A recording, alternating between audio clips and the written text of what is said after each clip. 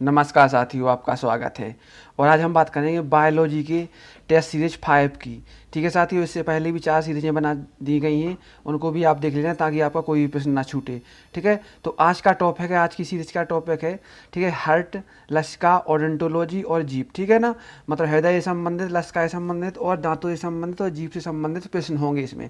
ठीक है साथियों, तो शुरू करते हैं आज का वीडियो।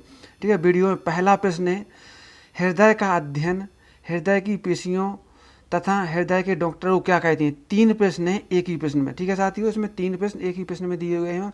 साथियों एक बात ध्यान रखना, जो आगामी परीक्षा है एनटीपीसी ग्रुप डी, ठीक है, और अन्य पुलिस एसआई आदि परीक्षाओं के लिए यह टेस्ट सीरीज बहुत ही महत्वपूर्ण है, इसलिए इसको सीरीज को अंत तक देखना ताकि आपका कोई भी प्रश्न छूटे ना।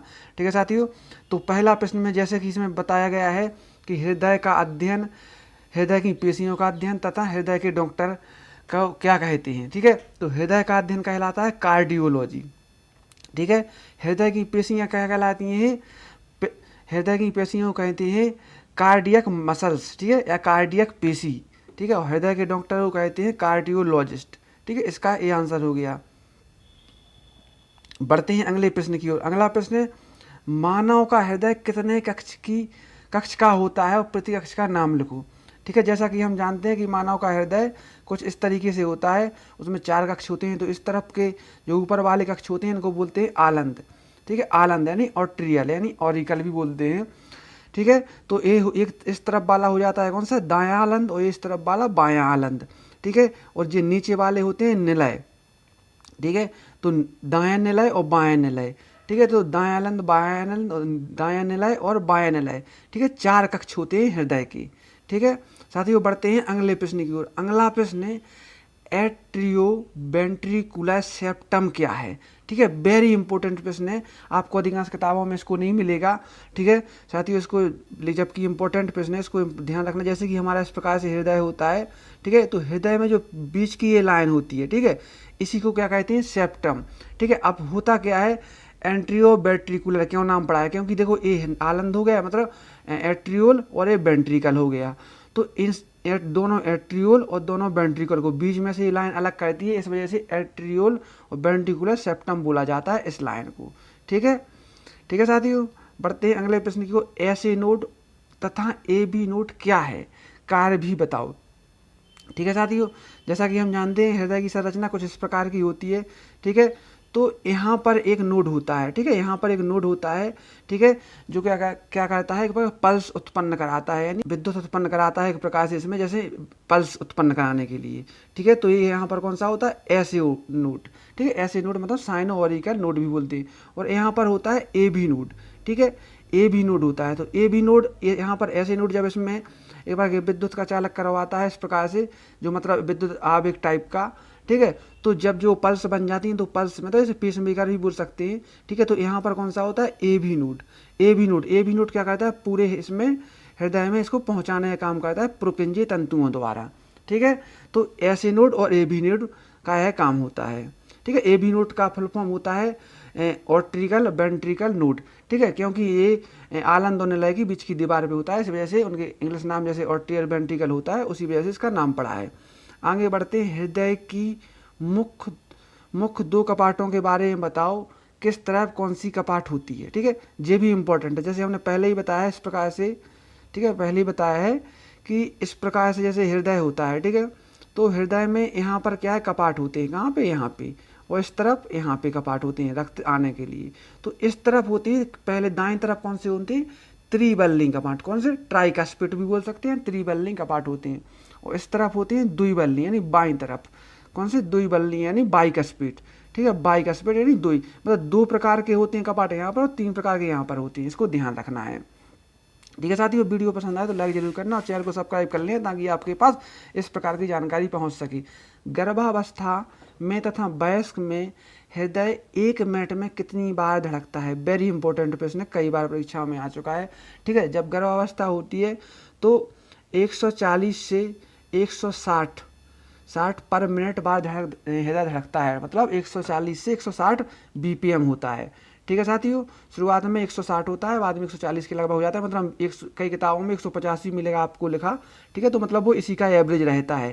ठीक है, जब युवावस्था या वयस्क पुरुष आ जाता है, वयस्क में लगभग कितना 72 पर मिनट BPM होता है, ठीक है। 1 मिनट में 72 बार धड़कता है, जैसे 60 से 100 के बीच में होता है, लेकिन क्या है एक एवरेज कितना मान लिया गया है 72 टाइम, ठीक है साथियों। बढ़ते हैं अगले प्रश्न की ओर। अगला प्रश्न है हृदय का कार्य तथा आकार, ठीक है। हृदय कार्य तो आप लोग जानते होंगे, हृदय कार्य क्या होता है, रक्त को पंप कराना होता है, ठीक है, शुद्ध कराना नहीं होता है, रक्त को पंप कराना होता है, ठीक है। कार्य, ठीक है। और आकार पता है इसका तिकोना होता है, ऐसे अपन जानते हैं किसका ऐसा होता है, बंद मुट्ठी आकार का एक बार तिकोना होता है। बढ़ते हैं अगले प्रश्न की ओर। अगला प्रश्न है हार्ट की मतलब हृदय की बाहरी परत को क्या कहते हैं, ठीक। तो ठीक है, पहले इसी को समझ लेते हैं।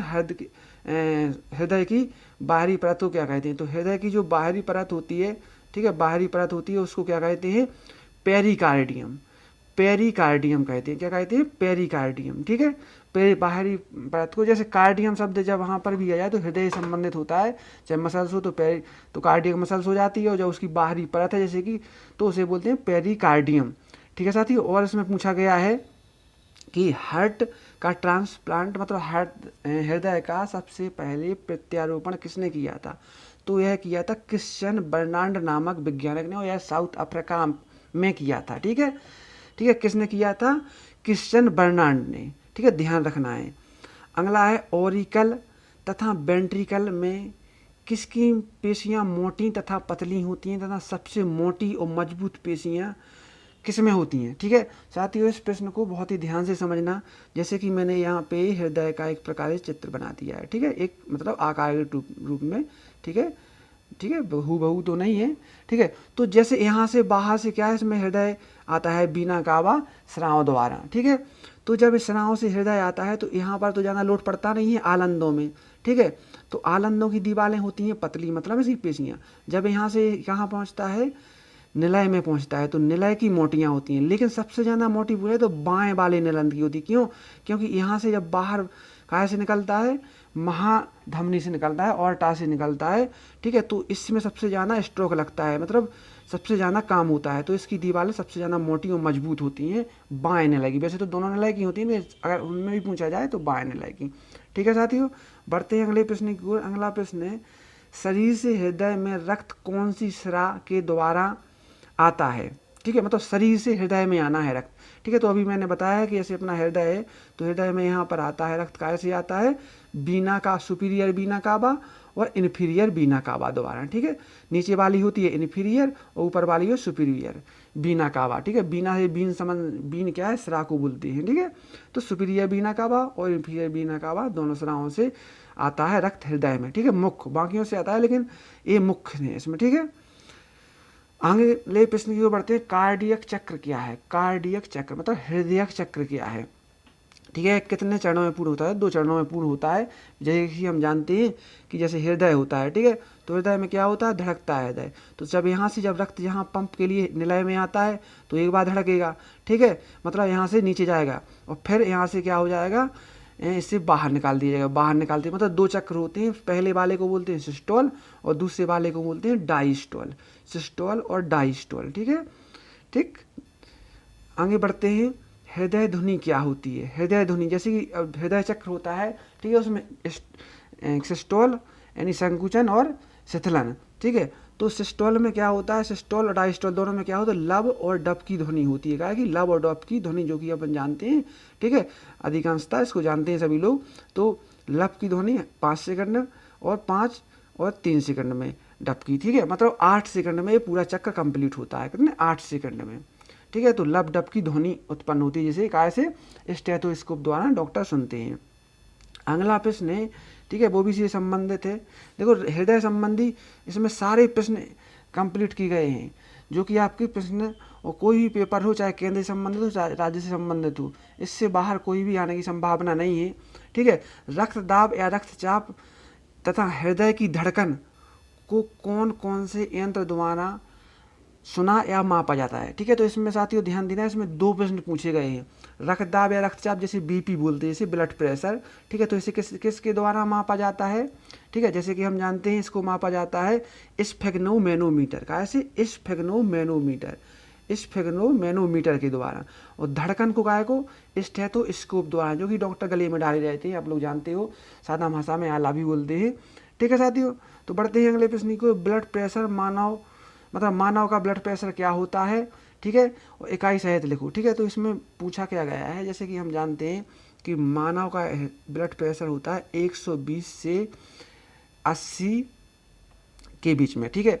तो इसकी इकाई होती है mmHg होती है, ठीक है, mmHg होती है, ठीक है, मरकरी से संबंधित होता है क्योंकि उसके सापेक्ष मापा जाता है, है, ठीक है, mmHg होती है, ठीक है। तो ऊपर वाला क्या जैसे क्या हो गया अपना, ये हो जाता है अपना सिस्टोल, नीचे वाला डायस्टोल, दोनों को मैपिंग की जाती है इसमें, तो ब्लड प्रेशर को मापा जाता है, ठीक है। अगर 120 से ऊपर जाना ही ऊपर हो गया 140 के लगभग तक पहुंच गया तो क्या हो जाता है उसमें हाइपर टेंशन बोलते हैं। अगर उससे 120 से बहुत ज़्यादा कम हो गया तो इसे क्या बोलेंगे, हाइपोटेंशन में आ जाता है, जो कि आगे प्रश्न में मिलेगा, ठीक है। अगला है स्ट्रोक वॉल्यूम क्या है, 1 मिनट में हृदय कितना रक्त पंप करता है, ठीक है। तो जैसा कि हम जानते हैं स्ट्रोक वॉल्यूम मतलब एक बार में रक्त कितना रक्त बाहर निकाल रहा है, उसे स्ट्रोक वॉल्यूम बोलेंगे। तो वो होता है 70 ml, कितना होता है 70 ml, ठीक है।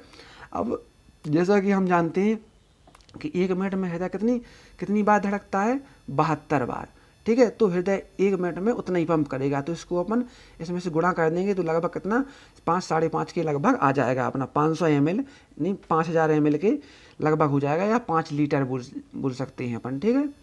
ईसीजी का क्या काम है, इसका फुल फॉर्म लिखो, देखो तो ईसीजी, ठीक है, जब भी ऐसा सी बीच में आ जाए तो समझ जाना कार्डियक मतलब काय से हृदय संबंधित है। तो इलेक्ट्रोकार्डियक ग्राफ इसका फुल फॉर्म होता है, जी का कहीं ग्राम भी होता है, मतलब ग्राफ और ग्राम 2 यंत्र होते हैं, इसी संबंधित होते हैं, इस वजह से वो अलग अलग लिखा मिलता है, वो सही रहता है, ठीक है। तो इलेक्ट्रोकार्डियक ग्राफ या इलेक्ट्रोकार्डियक ग्राम, ठीक है। और इसका काम ईसीजी का काम क्या होता है, जैसे हमने देखा होगा डॉक्टर जब कहीं कोई ऑपरेशन वगैरह होता है तो उसमें इस प्रकार की धड़कन को चेक करते हैं, तो वो उसी में दिखाया जाता है, मतलब इसको हृदय की मैपिंग की जाती है, ठीक। बढ़ते हैं अगले प्रश्न की ओर साथियों। चैनल को सब्सक्राइब, आपने अगर चैनल को अभी तक सब्सक्राइब नहीं किया है तो चैनल को सब्सक्राइब करना ना भूलें और वीडियो को लाइक अवश्य करें, ठीक है। अगला प्रश्न है, हृदय की क्रियाओं को कौन नियंत्रित करता है, ठीक है, अंग तथा हार्मोन्स लिखिए, ठीक है। तो हृदय कैसी एक प्रकार अनैच्छिक क्रियाएं हैं, तो अनैच्छिक क्रियाओं को कौन नियंत्रित करता है, अनैच्छिक क्रियाओं को नियंत्रित करता है अपने मस्तिष्क का पिछला भाग मेडुला ऑब्लैंगुटा, क्या कहता है, मेडुला ऑब्लैंगुटा, ठीक है साथियों। और कौन नियंत्रित करता है, हार्मोन्स कौन से होते हैं, हार्मोन्स में ध्यान रखना है, एक तो ये अपना थायरॉक्सन, कौन सा है, थायरॉक्सन, और दूसरा है एड्रीनलिन, एड्रीनल ग्रंथि से निकलता है एड्रीनलिन, ठीक है, एड्रीनलिन, ठीक है। तो थायरॉक्सिन और एड्रीनलिन हार्मोन से, और मेडुला ऑब्लैंगुटा अंग है, ठीक है, जो कि हृदय का पश्च भाग है, ठीक। बढ़ते हैं अगले प्रश्न की ओर। अगला प्रश्न है, पेरिकार्डियसिस और कार्डियक अरेस्ट क्या है, ठीक है। तो पेरिकार्डियस से संबंध में आ रहा है कि इसमें पेरी मतलब जो हृदय की जो बाहरी मसल परत होती है, मसल्स होती है, उसमें सूजन आ जाती है इसमें, ठीक है, एक प्रकार की दोनों बीमारियां हैं, ठीक है। और दूसरे में क्या होता है, ठीक है, कार्डियक अरेस्ट में इसमें क्या होता है, हृदय की धड़कन रुक जाती है, कार्डियक अरेस्ट हो गया मतलब क्या हो गया, धड़कन रुक जाती है इसमें, ठीक है साथियों। बढ़ते हैं अगले प्रश्न की ओर। अगला प्रश्न है, जैसा कि मैंने पहले ही बताया था इसको, तो अभी हाइपरटेंशन, ठीक है, और हाइपोटेंशन, ये हाइपोटेंशन का है, हिपोटेंशन नहीं, हाइपोटेंशन है, ठीक है। तो हाइपर, ठीक है, जैसा कि हम जानते हैं 120/80 अपना क्या होता है, बीपी होता है। अगर ये 140 के लगभग पहुंच जाएगा तो क्या हो जाएगा, मतलब ऊपर पहुंच जाता है तो हो जाता है हाइपरटेंशन। और अगर इससे 120 से कम मतलब 100 के लगभग या 110 के लगभग आ गया तो क्या हो गया, कम हो गया, तो उसे बोलेंगे हाइपोटेंशन, ठीक है।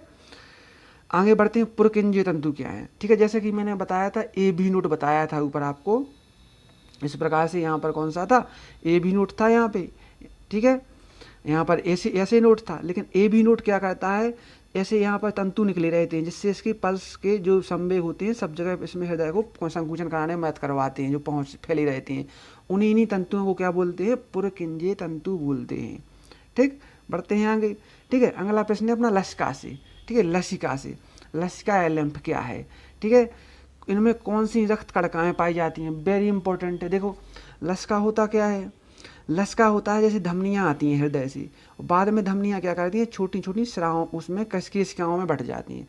अब इन केशिकाओं से जब यहाँ से प्रेशर से आता है तो केशिकाओं से ब्लड का कुछ भाग बाहर निकल जाता है, और जो बाहर निकल जाता है जो भाग, उसी को हम लसका या लिम्फ बोलते हैं, जो कि क्या होता है, रक्त वाहिनियों के बीच में फंसा रहता है, ठीक है ना, ठीक है, होता है।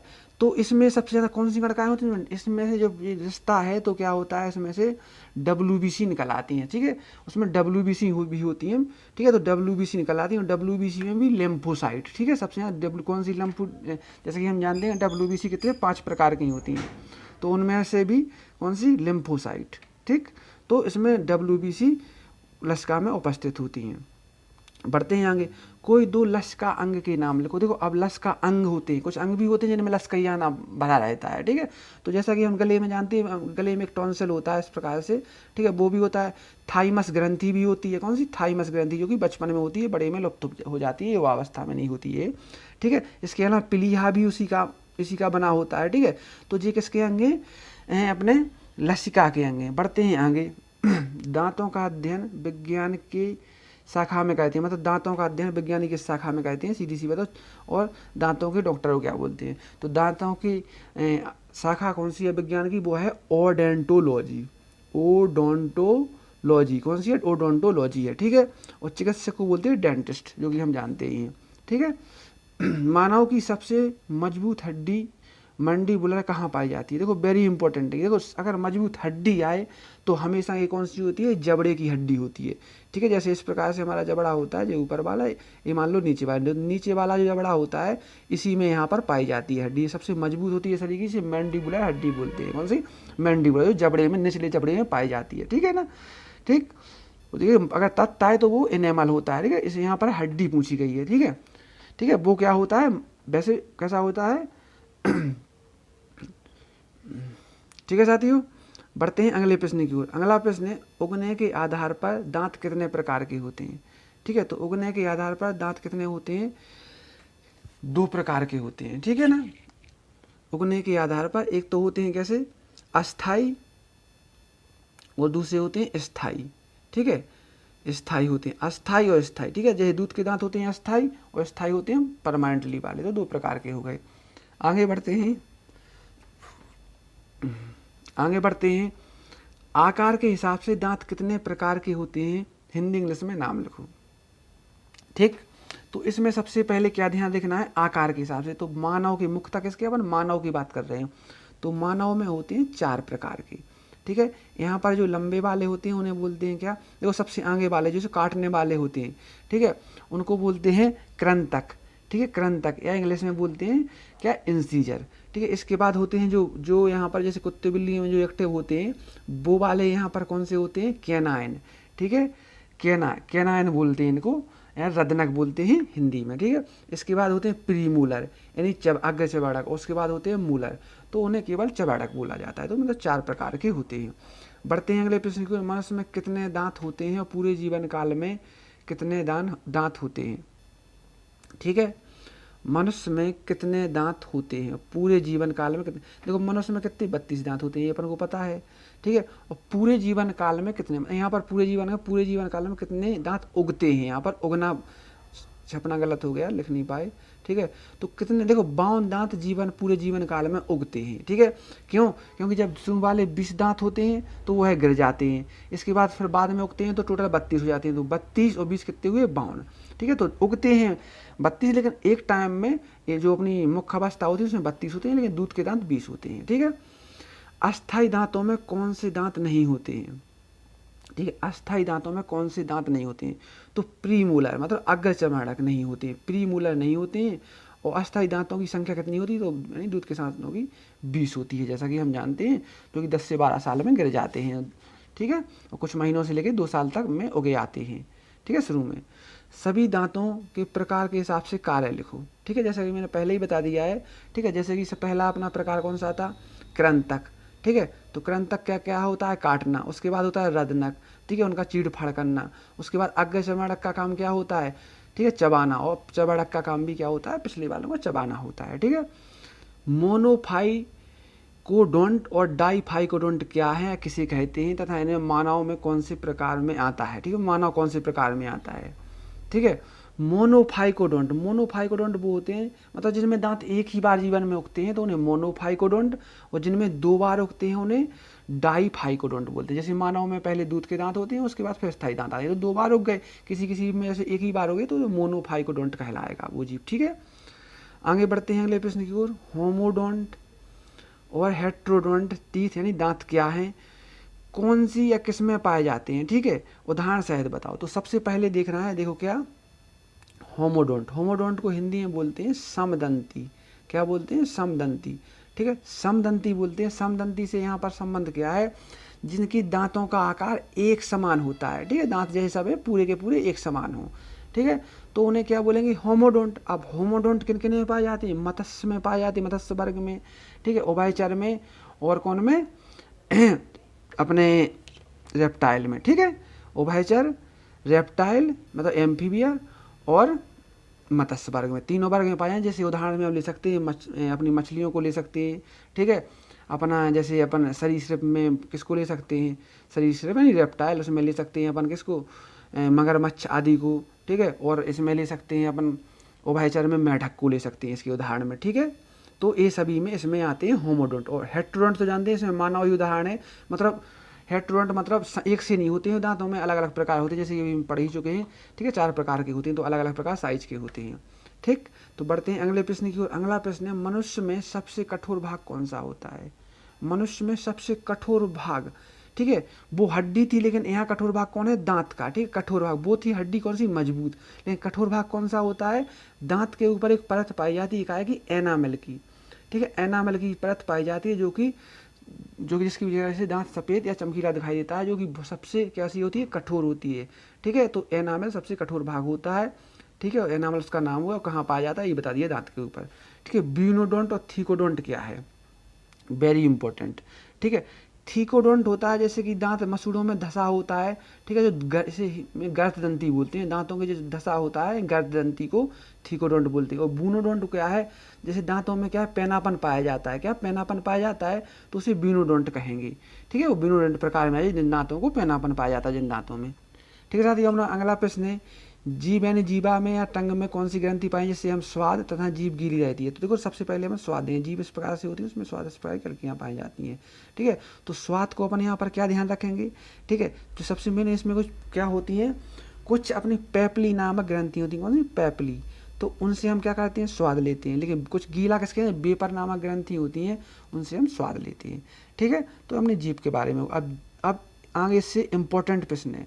ठीक है, अगला प्रश्न कौन सा है, जीभ के ऊपर यानी टंग के ऊपर कौन सा स्वाद लेता है, मतलब कौन सा भाग। देखो इसमें 3 भागों में बांटे लेते हैं अपन, ऐसे ऐसे भागों में बांट लो, ये पिछला भाग हो गया। ठीक है, तो आंगले बागले भाग में जैसे हम ध्यान रखेंगे, यहाँ मीठापन। ठीक है, मीठापन। ठीक है, यहाँ तीखापन या मीठापन, क्या मीठा कैसे पता चलता है, आगे वाले जीभ के अगले भाग से लेते हैं। जो यहाँ पर बगल वाले भाग हैं, ठीक है, इनसे कैसा लेते हैं, खट्टा। ठीक है, जैसे हम जानते हैं, खा के भी देख लेना। ठीक है, नींबू वगैरह, तो यहाँ बगल में वो खट्टा लगता है। और पीछे से दवा वगैरह लेते हैं, तो यहाँ पर क्या लगती है, कड़वी। तो सबसे पीछे क्या है, कड़वा। ठीक, कड़वापन लेते हैं। तो ये क्या है, अपनी टंग के स्वाद वाले क्षेत्र हैं। ठीक, ठीक है, अपना आखिरी प्रश्न है, आखिरी प्रश्न वेरी इंपॉर्टेंट है, हृदय में कौन सी रक्त वाहिनी फेफड़ों में रक्त ले जाती है तथा कौन सी रक्त वाहिनी फेफड़ों से हृदय में रक्त लाती है, उनकी नाम और विशेषता लिखो। ठीक, अब देखो अपना जैसे कि मैंने बताया था हृदय कैसे होता है। ठीक है, तो हृदय अपना कुछ इस प्रकार से था। ठीक है, ऐसा था, इस प्रकार से था।